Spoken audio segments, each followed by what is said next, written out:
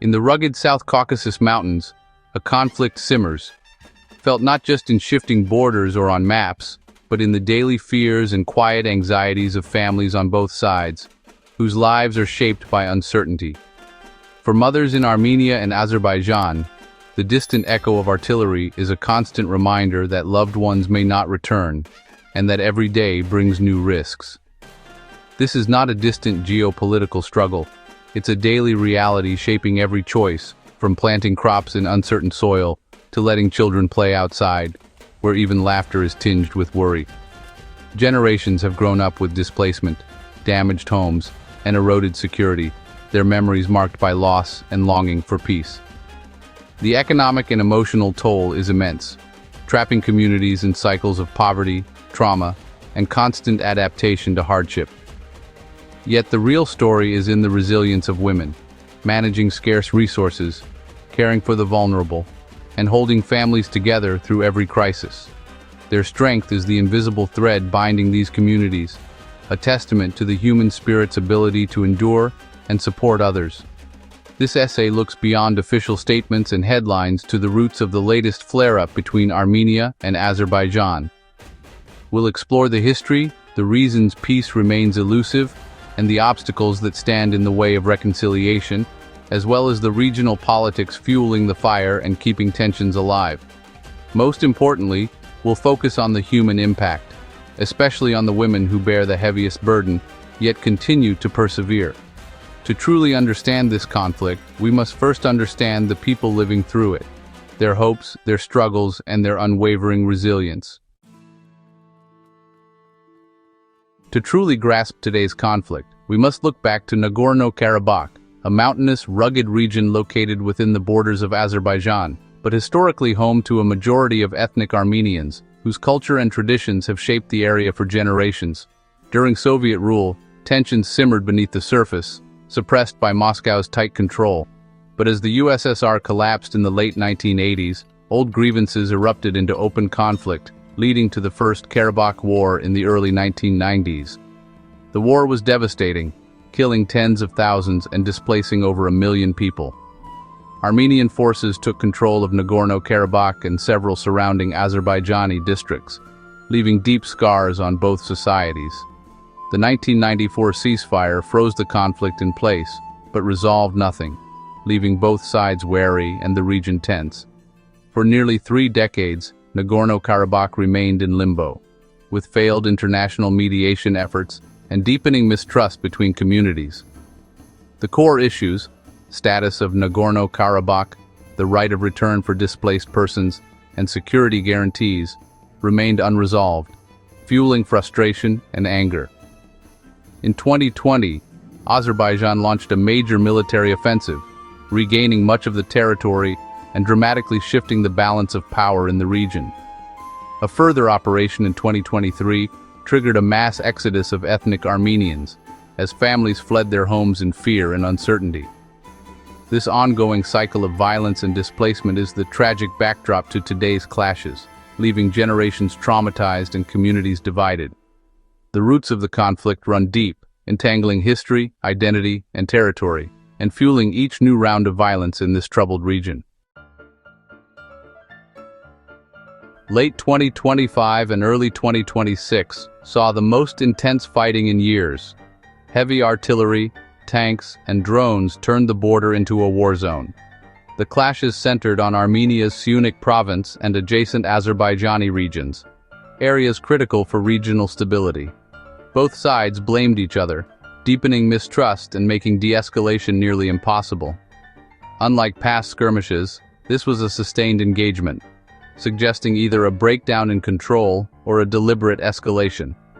For border communities, the violence was terrifying. Families hid in shelters, daily life ground to a halt, and homes became front lines. Every stray shell risked civilian lives, forcing impossible choices: flee or stay. The wars of 2020 and 2023 didn't bring peace, just a new, volatile status quo. Without a lasting settlement, the risk of another full-scale war remains dangerously high. The ceasefire is only a pause, not a solution. Why did violence erupt again? What made this moment so volatile, reigniting a conflict that has simmered for decades? 3 factors: stalled peace talks, mounting domestic pressures, and a dangerously ambiguous border, combined to create a perfect storm. With negotiations at a standstill, leaders on both sides faced growing frustration and the temptation to use force for leverage, hoping to shift the balance in their favor. Political and economic challenges at home made military posturing attractive, especially with elections looming in Armenia and a need to project strength in Azerbaijan. Leaders sought to rally public support and distract from internal problems. The border itself is poorly defined, winding through rugged terrain where misunderstandings can quickly escalate into deadly confrontations. A stray patrol or accidental shot can spiral into major conflict, as both sides remain on high alert and quick to respond. These factors create a vicious cycle. Unclear borders lead to incidents, and every incident deepens the mistrust. Each clash is amplified by domestic politics, poisoning peace talks further and making compromise even harder to achieve. The recent fighting was not random. It was the predictable result of weak de-escalation mechanisms, strong incentives for conflict, and a lack of trust between the two sides. Until these core issues are addressed and real solutions are found, the cycle will continue, threatening the region's fragile stability. The border remains a flashpoint, and peace remains elusive, always just out of reach. The region is trapped in a feedback loop of mistrust and violence, with ordinary people bearing the brunt of the consequences. Only real progress at the negotiating table, backed by genuine political will, can finally break this cycle and offer hope for lasting peace. This conflict is a flashpoint on a larger geopolitical chessboard, with Iran, Russia, Israel, and the US all deeply invested. Iran opposes any new corridor through Armenia's Shunik province, fearing it would cut off its access and boost Azerbaijan. Tensions rose after Iran accused Azerbaijan of hosting Israeli operations, especially following the Iran-Israel war in 2025. Azerbaijan's alliance with Israel is military and strategic. Israel supplies advanced weaponry, while Azerbaijan offers a foothold near Iran. Russia and the US compete for influence, with the US-backed Trump Route Corridor proposal seen as a threat by both Moscow and Tehran. Construction on the corridor hasn't begun, but the rivalry adds fuel to the conflict. These alliances and rivalries ensure the dispute is never just local. It's a proxy battleground for larger powers. Regional interests complicate every step toward peace. The stakes extend far beyond the Caucasus. Despite the violence, the Armenia-Azerbaijan conflict rarely makes global headlines. The relentless news cycle pushes long-running, complex disputes to the margins, especially those without dramatic visuals or clear narratives. Border clashes lack the imagery that commands attention, and the story's complexity makes it hard to cover. Conflict fatigue sets in. Audiences and editors tune out what seems unsolvable. For those living through it, this silence is isolating and painful. Media neglect means less pressure on leaders to seek peace and less support for humanitarian aid. The world's inattention allows the conflict to fester. When the world looks away, suffering deepens and solutions become more distant. The people caught in the crossfire deserve to be seen and heard. Ignoring the conflict only prolongs the pain. While men fight, women are on the front lines of survival, managing households, caring for the displaced, and holding communities together. In border areas, women become crisis managers, creating safety and stability amid chaos. They form support networks, keep children learning, and provide emotional strength.